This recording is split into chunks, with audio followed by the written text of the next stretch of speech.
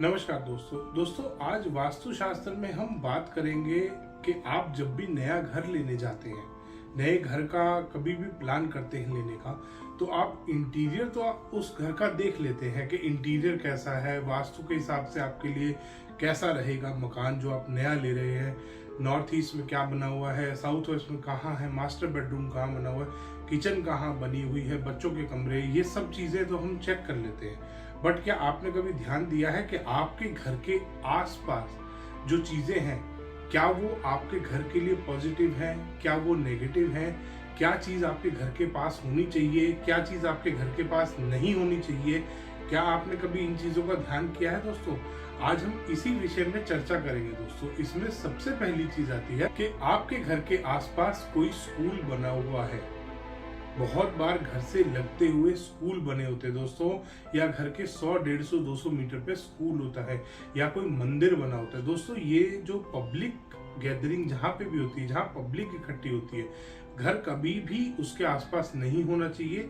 इसके पीछे एक मेन कारण होता है कि वहाँ पे बहुत ज़्यादा शोर रहता है और साउंड पोल्यूशन की वजह से आपके घर में आती है नेगेटिविटी दोस्तों।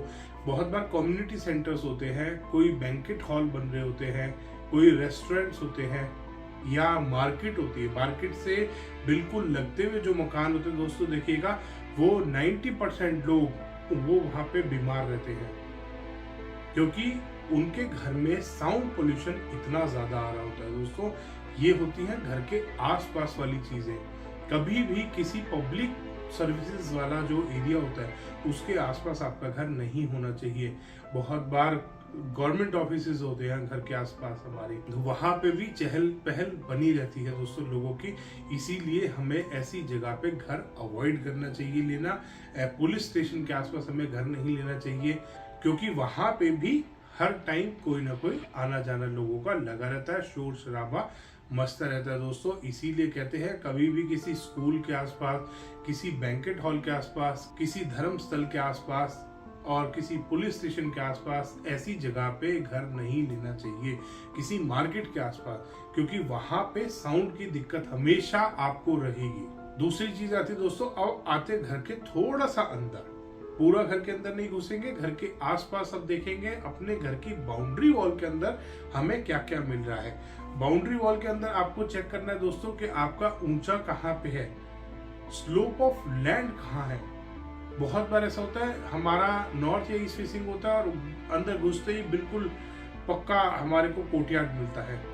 घर के बैक साइड में हमारे को कच्चा मिलता है, जहाँ पे गार्डन बन रहा होता है या पार्क बन रहा होता है, वो घर के बैक साइड में हमारी ये सब चीजें होती है। ये आपके लिए वास्तु के हिसाब से बहुत हानिकारक होता है दोस्तों। अगर नॉर्थ ईस्ट में आपका ऊंचा है या पक्का बना हुआ है कोर्टयार्ड, पार्किंग बन रही होती है, और आपका साउथ या वेस्ट की तरफ कच्चा है या नीचा है, ये बहुत नुकसानदायक होता है दोस्तों। इसके बाद आते हैं दोस्तों, वहां पे आपको चेक करना है कि आपका अंडरग्राउंड वाटर टैंक कहाँ बना हुआ है।